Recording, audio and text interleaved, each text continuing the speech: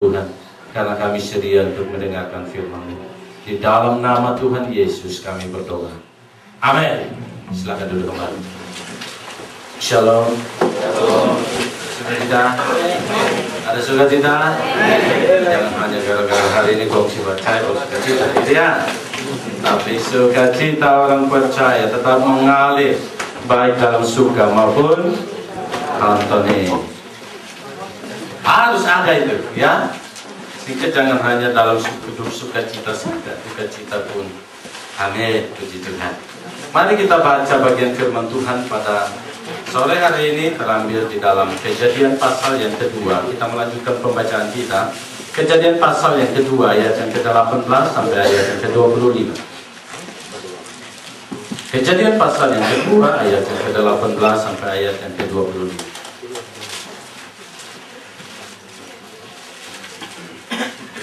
Kejadian pasal yang kedua, ayat yang ke-18 sampai ayat yang ke-25.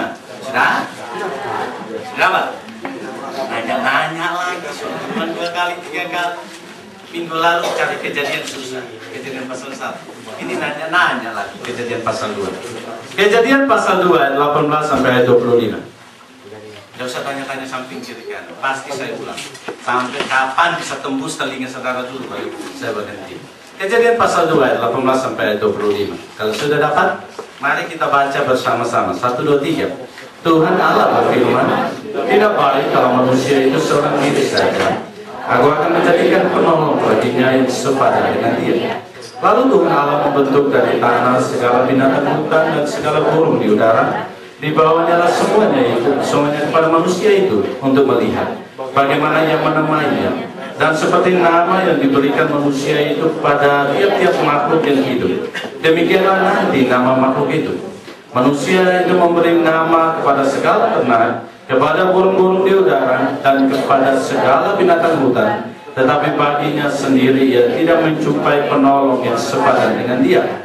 Lalu Tuhan Allah membuat manusia itu tidur nyenyak. Ketika tidur, Tuhan Allah mengambil salah satu rusuk daripadanya, lalu menutup tempat itu dengan daging. Dan dari rusuk yang diambil Tuhan Allah dari manusia itu, dibangunnyalah seorang perempuan, lalu dibawanya kepada manusia itu. Lalu berkatalah manusia itu, inilah dia tulang dari tulangku dan daging dari dagingku. Ia akan dinamai perempuan, sebab ia diambil dari laki-laki. Sebab itu seorang laki-laki akan meninggalkan ayahnya dan ibunya dan bersatu dengan istrinya, sehingga keduanya menjadi satu daging. Mereka keduanya telanjang, manusia dan istrinya itu, tetapi mereka tidak merasa malu. Saudaraku, dalam minggu yang lalu kita telah membahas Kejadian pasal yang pertama dan pasal yang kedua dalam tema komunikasi. Saya minggu lalu lupa menyebutkan temanya, yaitu komunikasi versi Kejadian 1 dan 2.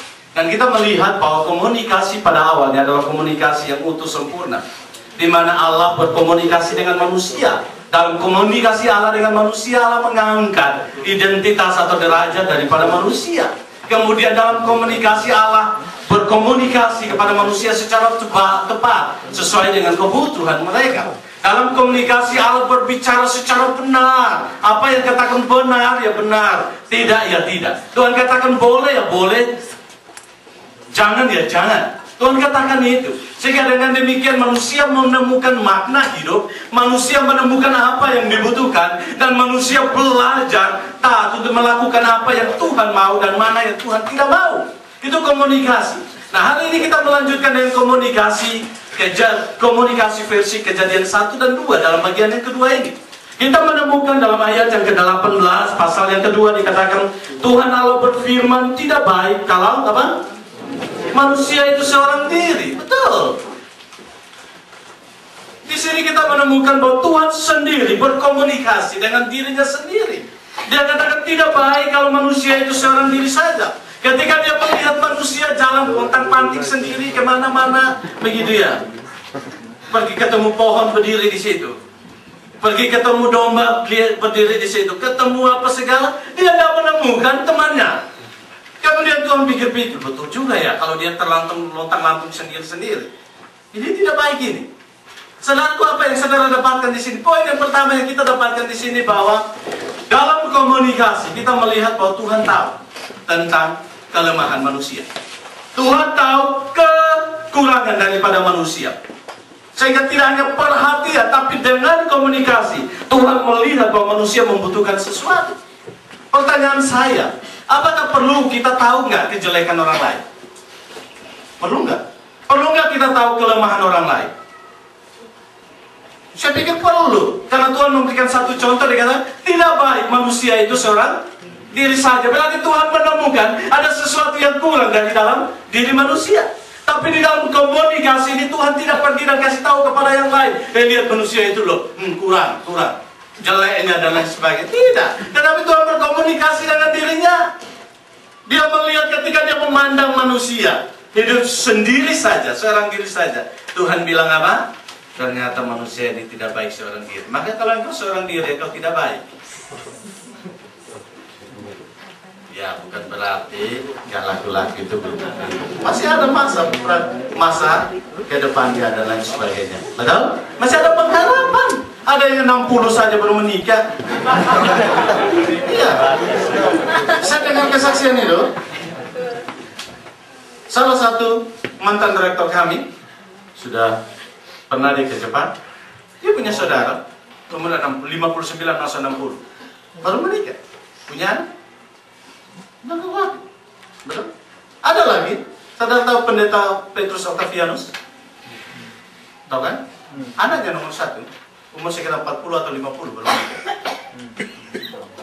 Nah, di situ kita melihat bahwa kadang kita melihat umur 20, 30 sudah gak laki, terus asa begitu ya. Tapi Tuhan katakan manusia tidak baik seorang diri, malah Tuhan menyediakan. Kecuali kalau yang apa? Selibat, bukan terlibat. Kan dia selibat. Karena ada 3 hal yang menentukan orang itu menikah atau tidak. Yang pertama, oleh karena pengaruh dari lahir. Yang kedua, oleh karena dibuat seperti itu. Dan yang ketiga adalah karunia. Sehingga dibuat dari lahir oleh karena ada kekurangan-kekurangan yang membuat dia tidak bisa menikah. Yang kedua, oleh karena situasi yang terjadi. Contohnya seperti, saudara tahu sida-sida? Kita sudah bicara lagi masalah yang sampai ke sini. Sida-sida tahu? Sida-sida itu adalah yang penjaga gundiknya, penjaga istri-istrinya raja. Maka sida-sida itu harus dikebiri. Kalau tidak kebiri, repot rajanya.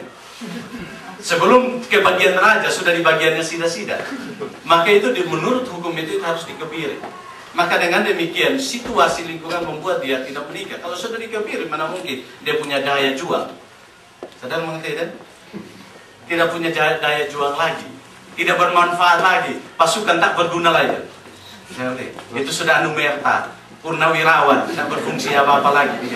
Saya pakai bahasa banyak sekali, saudara mau tertawa tapi tahan dalam hati. Gitu ya, tertawa aja lepas, tidak apa-apa.